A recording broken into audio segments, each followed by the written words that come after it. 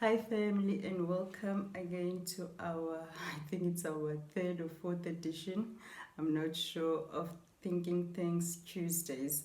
So today, as you all know, we still continue with the current affairs news, what's been happening and so on. So like any other Tuesdays, we're gonna jump in. As you all know, last week it was all about the ANC. Last week it was the Zulu successor again, and we had the latest with the Zulu successor. There's nothing much yet. The only thing which are they busy with is they busy with the case of the prince which passed away last year. The prince which was supposed to have been the successor, which passed away last year under very sketchy circumstances. So in the news is on the Zulu king side of things. They are still reporting on the passing of the Zulu prince which passed away last year, how the case is going. Because the case, what's going on, it's very sketchy, because the people which were arrested, I think it's a Uber driver and some sex workers. That's the people which are arrested for the person. So for today, we're still gonna, there's nothing much on the Zulu side. I'll try to see what I can find now. And then last week we did ANC, Ace Mahashula, Zuma, nothing new. That's still an ongoing saga, and the factions, they're still ongoing. We didn't do much on the student protest last week, as we saw that it was a bit calmer, or it has slowed down. And then we did Mozambique with the insurgents and so on. With the Mozambique story, things are still proceeding, because there were the different leaders from SADC went to Mozambique, and they had like a meeting or a discussion. So for today, we're gonna check again on what's the latest on Mozambique. We're gonna check the ANC, what's cooking on the ANC side, and also maybe we'll just check on the latest COVID vaccines, and also this SABC, the whole saga which is going on at the SABC. I know most people were saying farewell to Nokolo Grootboom last week, leaving and whatever. I don't know whether she was retiring. I don't know what she was doing. And through that whole celebration, which we were celebrating Nokolo Grootboom, it turns out that SABC retrenched more than 600 workers. Let's say SABC. Let's just see SABC retrenchments. SABC retrenchments. Yeah. Okay. So last week when everybody was celebrating, it was nice. Not that there was anything wrong with that, but it turns out that 621 employees leave SABC as retrenchment are finalized. So that's what was going on in SABC.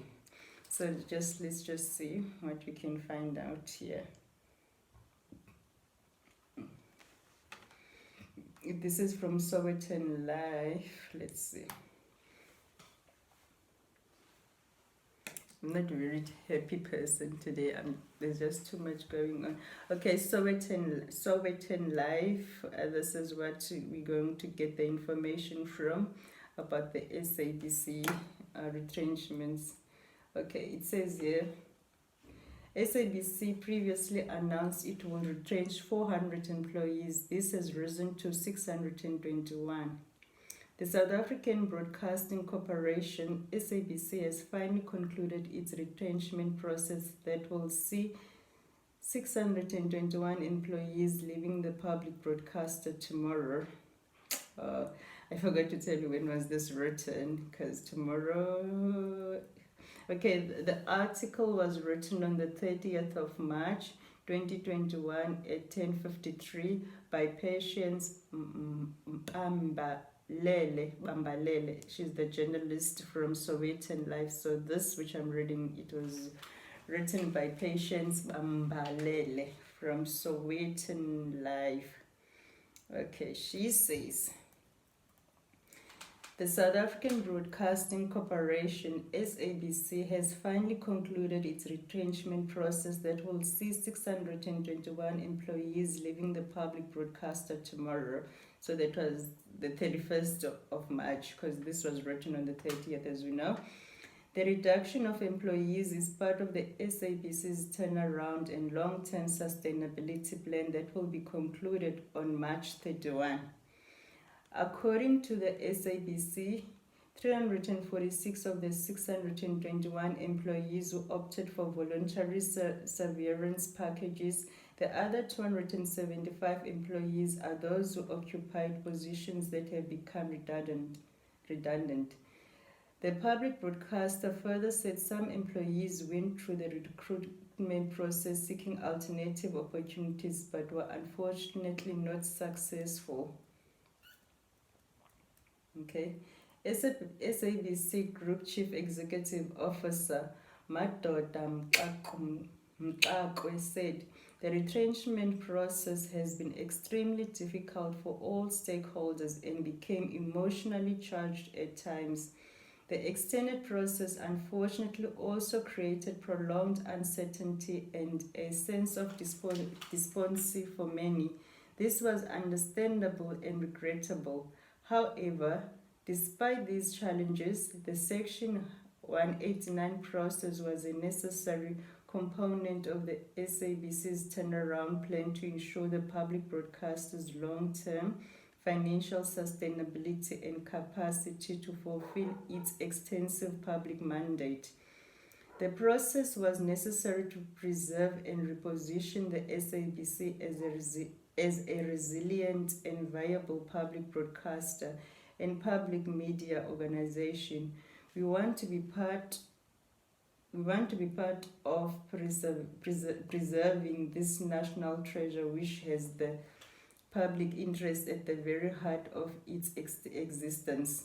The SABC used its best endeavors and managed to absorb affected employees who had qualified for vacant positions during the recruitment process. However, the number of exiting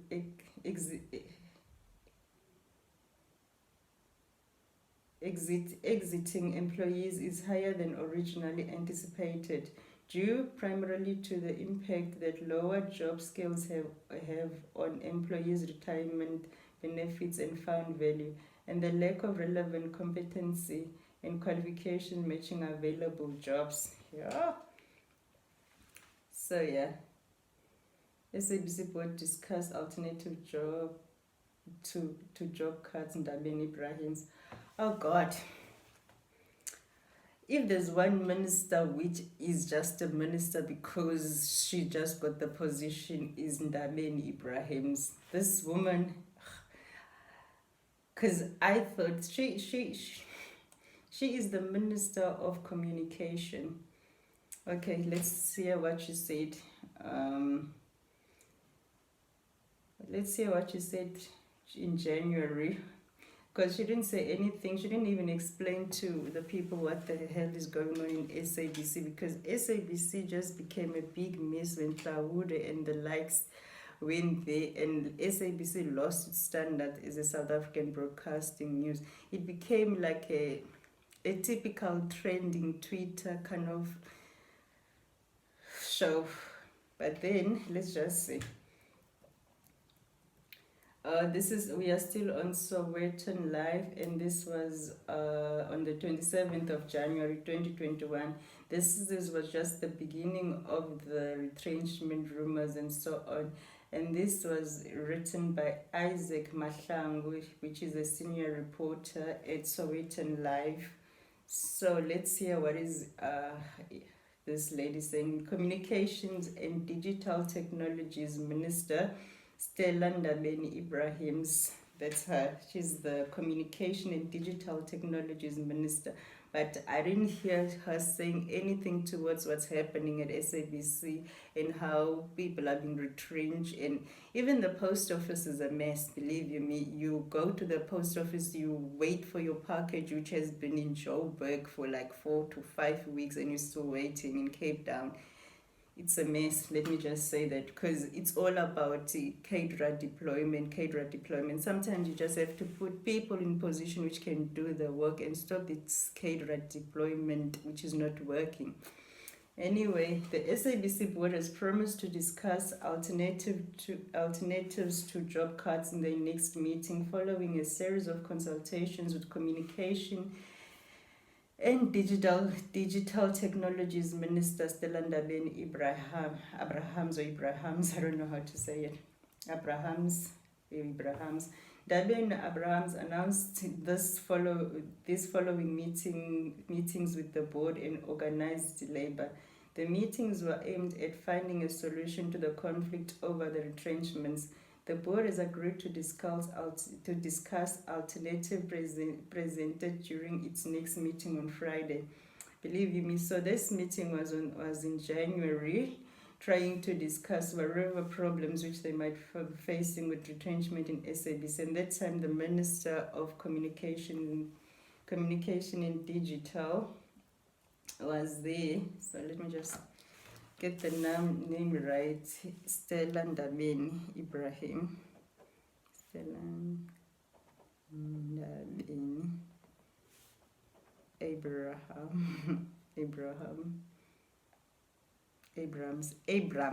Abrahams. Okay, it's not Abrahams, it's Abrahams. Communications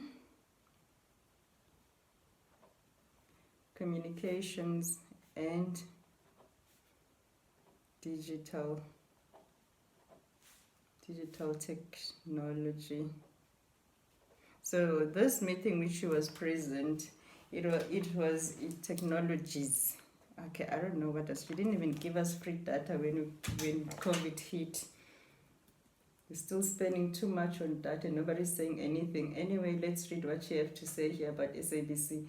The SABC board has promised to discuss alternatives to job cuts in their next meeting, following a series of consultations with communications and digital technologies Minister Ndabeni Abrahams. Ndabeni Abrahams announced this following meetings with the board and organized labor. The meetings were aimed at finding a solution to the conflict over the retrenchments. The board has agreed to discuss alternatives presented during its next meeting on Friday.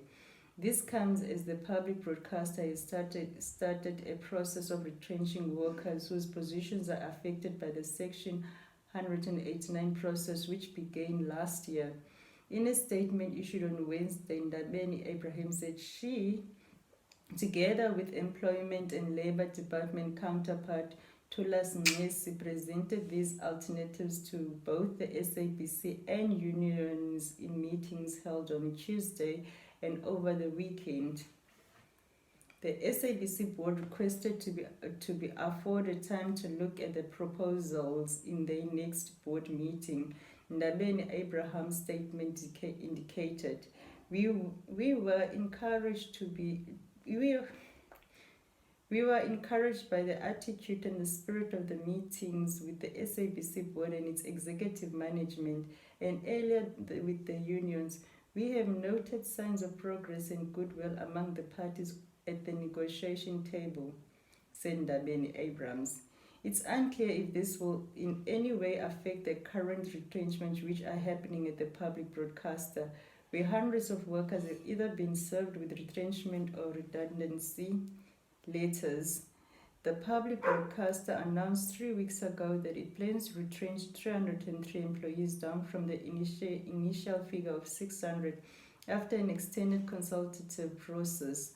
The broadcaster said it had now completed the process that was suspended in November, following Ndabeni Abrahams' intervention to allow for an extended consultation after unions complained of not being adequately consulted. So, as we know the truth, this is the meeting which took place in January, where the Minister of Communication and Technology was promising that they might have a solution towards the SABC's problems and the retrenchments. But as we know the truth now, this meeting amounted to nothing because 621 people were retrenched anyway, and we were blinded to celebrating a fall of road bomb. Next news, let's see. There's nothing which really works in South Africa. So we're done with SABC. Let's see what is the latest on the COVID vaccines, because I know there's a problem or some news with the Johnson & Johnson vaccine, and I'm not sure where we're standing. And you know, for me, if I have to tell you the truth, people, is I think as early as 2018, I decided that we do not have a TV in my house anymore. We don't have a TV in my house. We don't watch TV in my house.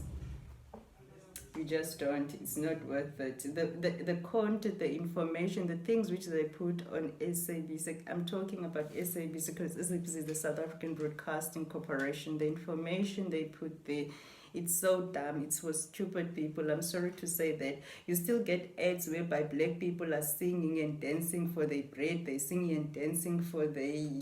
Anything which black people advertise on TV, they have to sing and dance. Gosh, I gave up. I just decided no more. At least they can do better.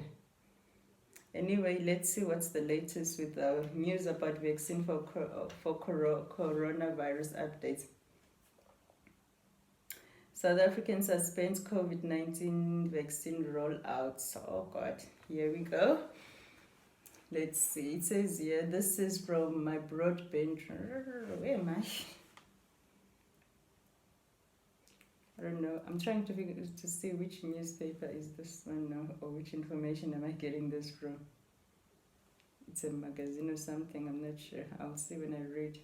It says here, South African suspends COVID-19 vaccine rollout. And then staff writer, 16 April 2021. I'm not sure.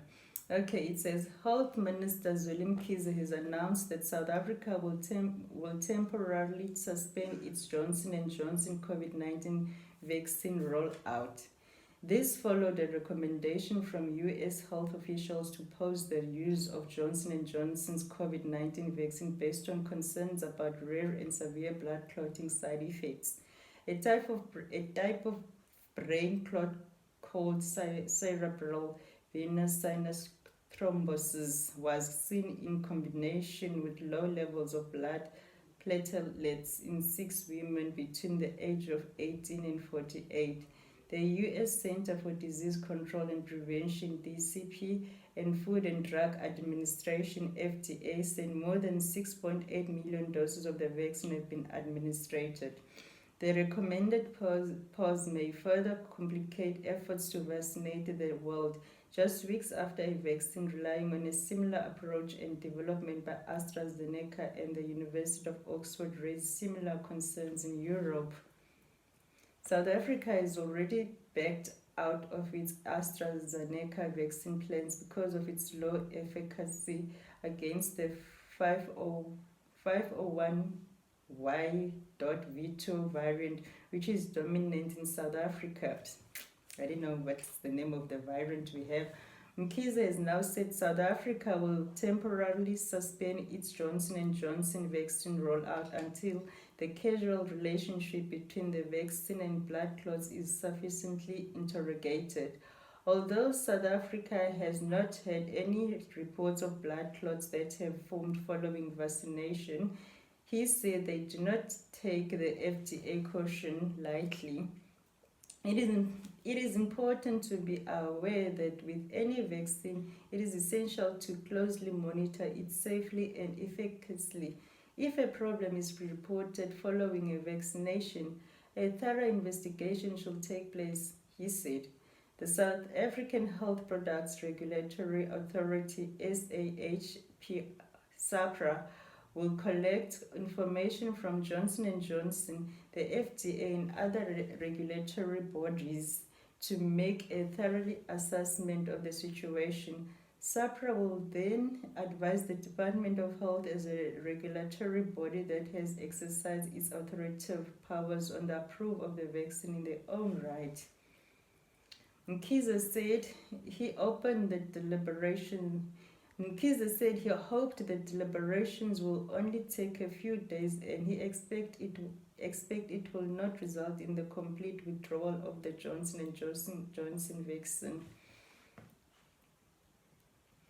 That's what he said. So the South African suspends COVID-19 vaccine rollout. That's what we have. So Mkhize, which is the Minister of Health, but it's not, they just want to do, according to this, they just want to do a research because in America there's already been complaints about the Johnson & Johnson vaccination. It causes blood clots and so on, a type of brain blood clot called the cerebral venous sinus thrombosis. I hope I'm saying it right. So that's the latest which we have on COVID-19. And then let's just go to see what's happening with the ANC. You know, I can't do current affairs and not do ANC.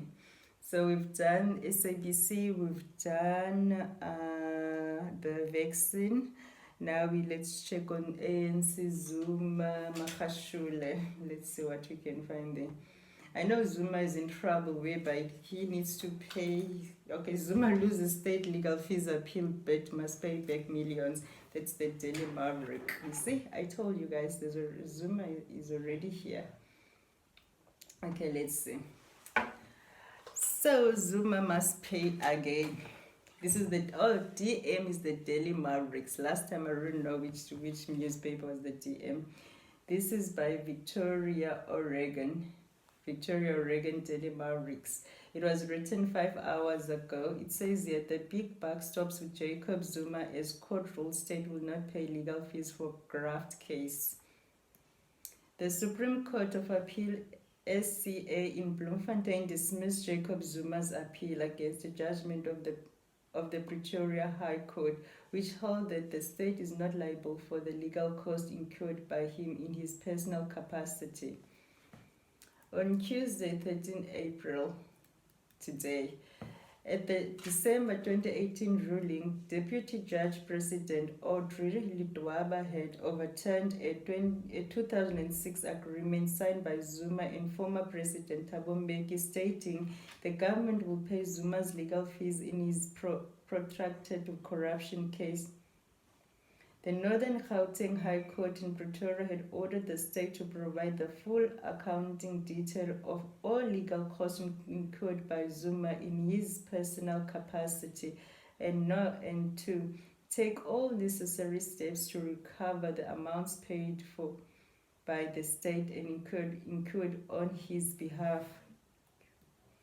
The legal costs incurred by the former president have been calculated to be amount of 16,708,000. What's this? 16, let's just say plus minus 16,000. 16 million, sorry. No, I'm saying it's 16.78 million. Yeah. I'm not sure whether that's 78,000 or 78 what, so it's 16.78 million. On Tuesday, the SCA agreed with the High Court on the score, stating that a repayment order may well be essential to remedy the abuse of public resources, vindicate the rule of law, and reaffirm the constitutional principles of accountability and transparency, especially by a former incumbent of the highest office in the land. The CSA stated that a just and equitable remedy in this case requires a full and complete accounting by the state attorney, an order directing Zuma to repay the state the legal costs incurred on his behalf. Zuma's appeal was opposed by the Democratic Alliance, DA, and Economic Freedom Fighter, EFF. The SCA also ruled that Zuma must be hit with cost on punitive scale for criticizing the judges who had ruled against him as being biased, including Deputy Judge President Aubrey Lidwaba. Zuma alleged the court essentially gave more weight to the political interest of the political parties involved in advancing his constitutional rights, and would have been different finding if it had been acting fairly and without bias. The SCA emphasized that nowhere was any factual foundation laid for any of those allegations, which scandalized the courts.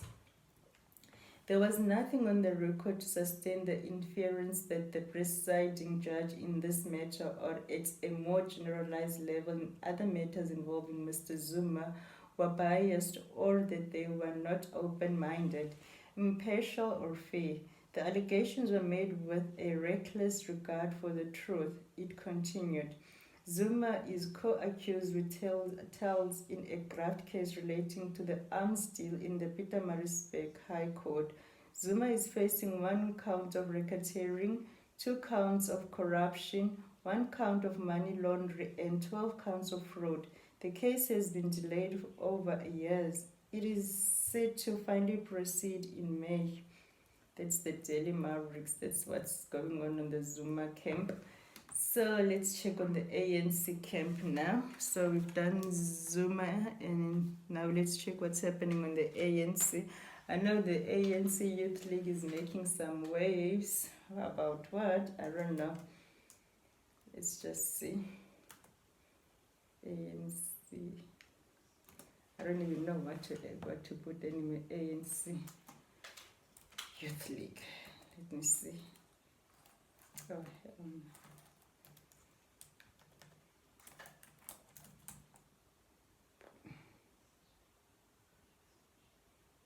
No. I don't want history. But I want to know what's the latest. Okay, if I can't find something which is really happening now, I don't have to search for the. But on the ANC side, it's still full of factions and so on. Oh, Prince William is breaking news of Prince Philip's death to his children general. We all know that Prince Philip from the UK has passed away. Yes, so our condolences to them. Oh, it says here, ANC ready to suspend tainted members. Okay, this is Anchor News by Tebogo Naga. And this was written 7 hours ago. ANC ready to suspend tainted members, says Saul. So Saul is one of the ANC members. Oh, Kimberley, Northern Cape Premier Zamani Saul says the ANC will deal with members charged with corruption in the way the party's constitution stipulates. Saul says suspensions will have to be carried out if party members in the wrong refuse to abide by NEC resolutions. The NEC has given all those accused of corruption and other serious crime 30 days to step aside. Saul spoke to Anchor Report, Govan Whittles in Kimberley. Okay, there's a video here, so if you just want to know what happened, you can just go to Anchor online page, and then you'll get the video and everything, because I'm lazy now to move the camera here. And then let's see what's how can I forget the state capture? What's happening in the state capture? So in the state capture, apparently Noma Ngoma, aka Noma Kigaba, was supposed to go and testify, but now apparently withdraws. She's not testifying anymore. It says here, state capture including Noma Ngoma expected to testify, but okay, I think this was earlier, so it didn't happen. So Johannes, the former finance minister Melusi Kigaba's wife Noma Ngoma is expected to testify at the state capture inquiry on Tuesday. Ngoma is expected to give details on visits she made with the former minister to the Gupta compound in Saxonwold. So we all know that didn't happen. She didn't go. I don't know. There was. I think she sent an excuse. So is she gonna get a case? Says Zondo Commission to issue summons for Ngoma. Yeah, this is the latest ones, at least now. It's 7 p.m. This is we still on Anchor News, but then Anchor News got too many videos, so that's why, as you can, I can't show you now. Noma Ngoma withdraws state capture inquiry testimony. Okay, that's what we heard the last time I checked, but now here's the Johannesburg. The state capture inquiry will now issue summons to compel Noma Ngoma to testify. Ngoma, the wife of former Finance Minister Malusi Gigaba, has withdrawn her participation at the inquiry. She was due to give evidence on Tuesday afternoon today. Her attorney Gwalisile Makhathini read a letter to the commission explaining why Ngoma decided not to testify before the inquiry. So now she will be summoned. So Noma Ngoma, aka Gigaba, he's going to be summoned to the State Capture Commission because she withdrew. And then, do we still want to go on with the ANC and the Ace Mahashul? Okay, let's check what is happening in Mozambique so far. So we've heard a lot of things happening. So let's see. Search for Mozambique. Mozambique militants. Let's just hope there's something recent. 1 hour ENW. I like DW News. Business Live, The Daily Dispatch, Voice of America, EWN, Mozambique, Wikipedia. Okay. I just want to see the latest now. Let's see. Okay, UN 4 hours, 2 hours. Let's take the one. Okay, there's one which is one. They are not sleeping. Fears of Mozambique jihad's next move. Okay, is it jihads? Okay, this was an hour ago. Let's see.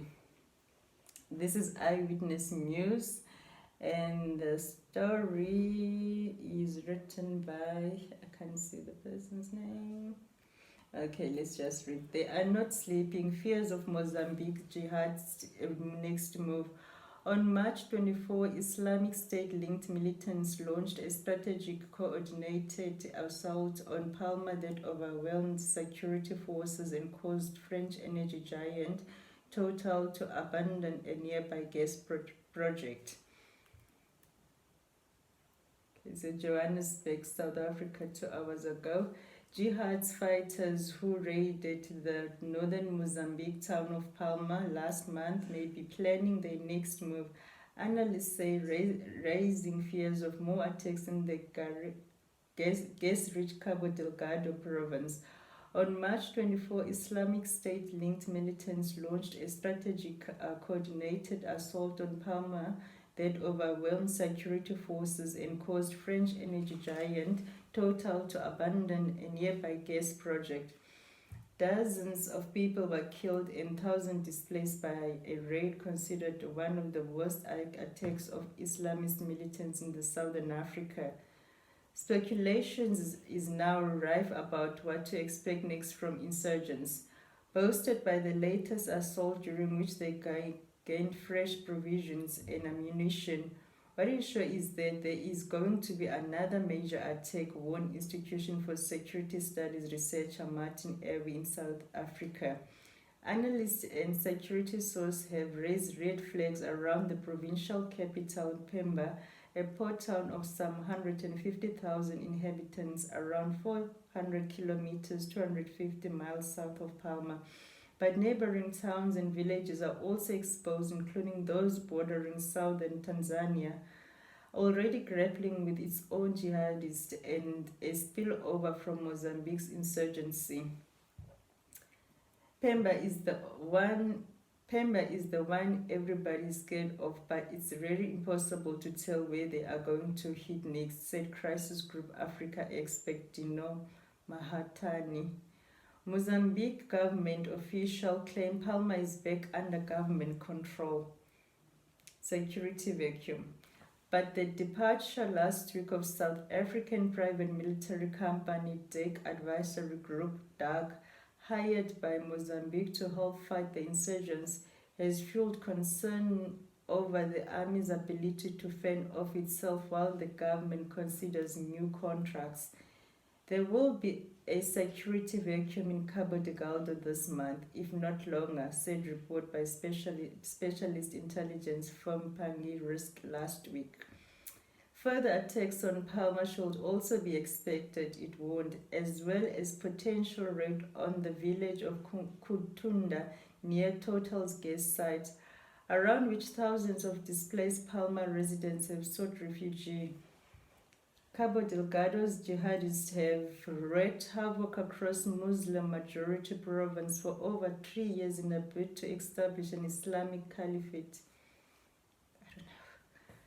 known as Al-Sunnah wal Jamaa. The shadow group escalated attacks last year, notable capturing the key port town of Mokimbo da Praia in August. There was a lull in violence at the end of 2020 and during the first months of 2021, when heavy rains made it difficult for militants to operate and allowed the army to set up counter-insurgency efforts.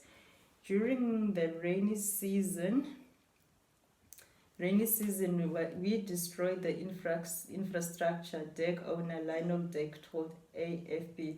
It was pretty obvious there would be some reaction in what is now called the fighting season, as the rain stops and everything dries out. The insurgents are not sleeping. Analysts believe the insurgents are using Mokimboa as a staging base to plan and launch attacks. These guys are not sleeping, said Ewe. Every day they think about how, where, and what to strike. Military forces are being mobilized to protect Pemba, which is a governance center as well as a base for aid organizations and gas exploration logistics services. Rebels disguised as civilians were caught among boatloads of displaced Palma residents arriving in Pemba, analysts says, suggesting militants may have already seeped through. Pemba is a highly aspirational target, said Pangia Risk, noting the town's airport and commercial Indian Ocean port. But concentrating security forces in Pemba would leave other parts of the province unprotected, the group warned, particularly Palma and western mining regions. Powerful intelligence. Mozambique's army is meanwhile grappling to regain ground in a remote province where poverty and joblessness have fueled local grievance. They have no idea what they are doing, said a private security source who did not wish to be named. People have started leaving Pemba, he added. Important people have sent their families down to the capital, Maputo. President Philip Nyusi said last week that all militants had been chased from Palma, a claim that has done little to reassure observers. The government is claiming victory without knowing where the enemy went, said Ewe, adding that militants had likely occurred insight into the army's setup and tactics during the Palma raid. They could still come back and take control of Palma, he warned. Reports have also surfaced of troops and locals collaborating with the militants. They are digging into informal economy and buying up support targeting those who are economically vulnerable, said Matani. They also have a very powerful intelligence network, he added, including getting leaked information from within security services. The government is reportedly considering new private military companies to replace DAG, whose contract ended on April 6. Candidates include Paramount Group and STTEP International. Foreign military advisors and special forces are also likely to be deployed in coming months. You need a combined force of ground troops covered by good air support, said Dyke. I'm not saying about the future until that is put in place. Download the Eyewitness News app to your iOS and Android device. So that was the news about Mozambique lately. From Eyewitness News. As you can hear, Mozambique is still not out of the woods yet. They still okay. But the last time it says, okay, this is the one I wanted because I know SEDEX, so you had a meeting, they met in Mozambique and they made their promises. Okay, we are still on Eyewitness News.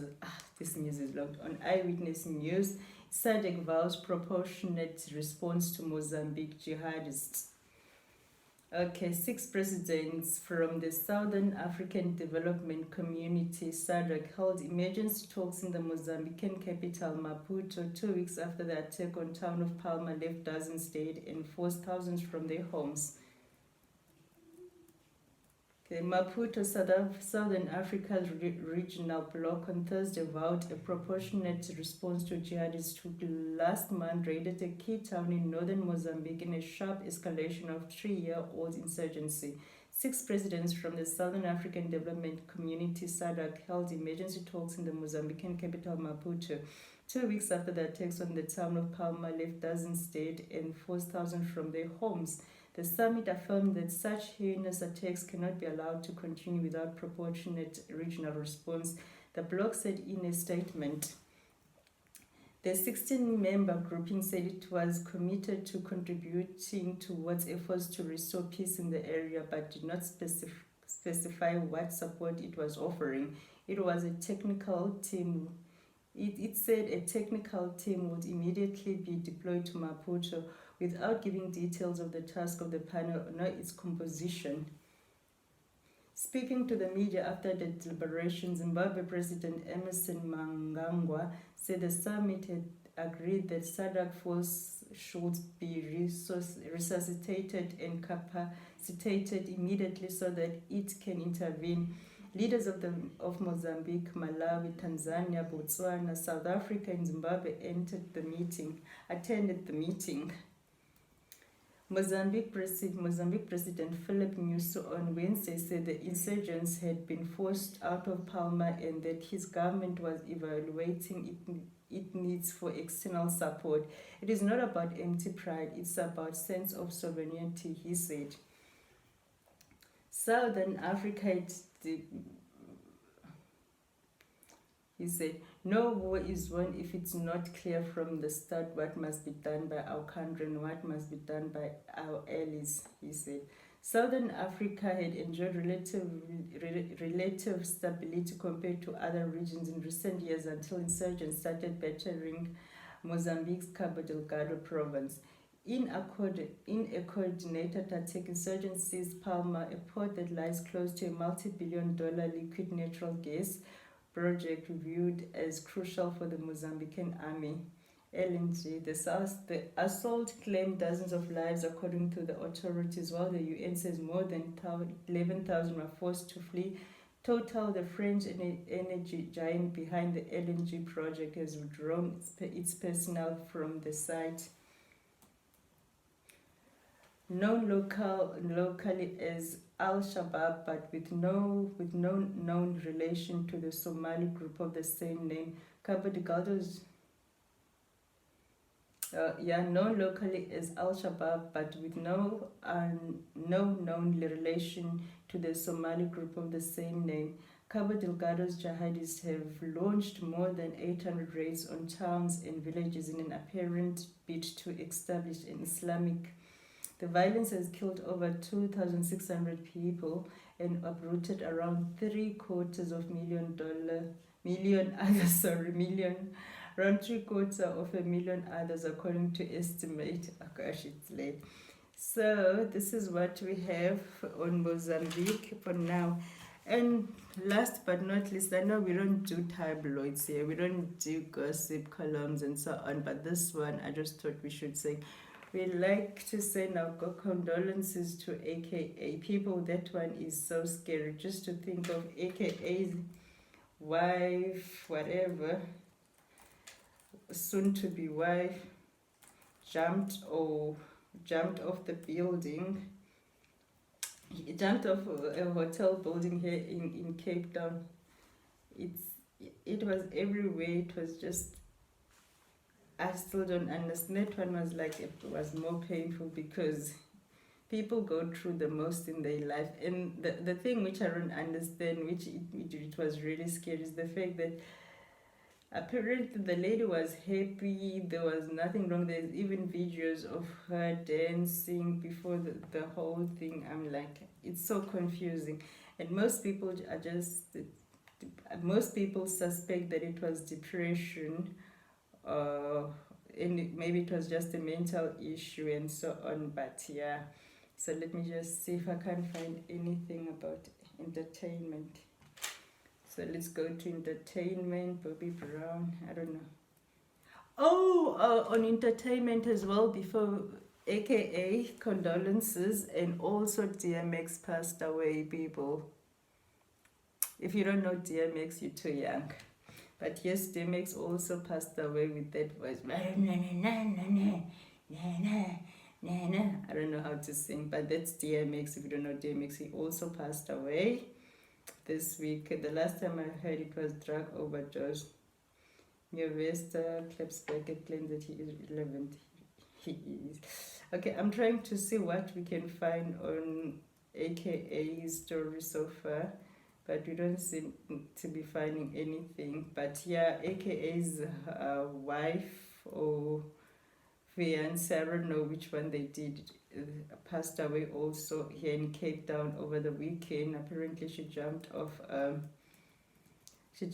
the balcony. I don't know. I'm not sure.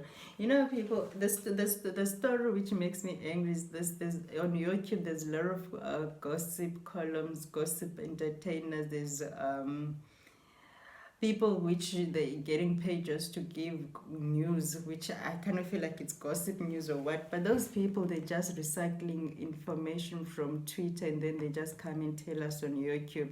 If you're gonna be a gossip columnist or you're gonna be an entertainer, you need to find breaking news. You need to have sources, your own sources everywhere. It's not a breaking news if you're gonna take news or what's trending on Twitter and come read it on YouTube and just read it with your own voice and put your own 2-cent opinion on the matter, and you call yourself an entertainer. You're just recycling news. You're just taking somebody's news and read it. If you're an entertainer, you're supposed to give us breaking news, like news which we only hear from your channel, not you go take something and just put it on YouTube. It's just boring. Anyway, we know that today I'm not in a very good mood, but then that's all the news we have today, hopefully. So next week we'll be in a better mood, because this week I've just been a little bit low and I don't like dealing with deaths all the time. It just drains the hell out of me. So thank you very much again, family, for watching this week's Thinking Thanks Tuesdays. Hopefully next week we'll be in a better, cheerful mood and we'll do some better news. I don't know, the current affairs news are too much. They are too draining. You just don't know where to go. And I promised I wasn't going to do AKA stories and so on, but then it's also part of the news.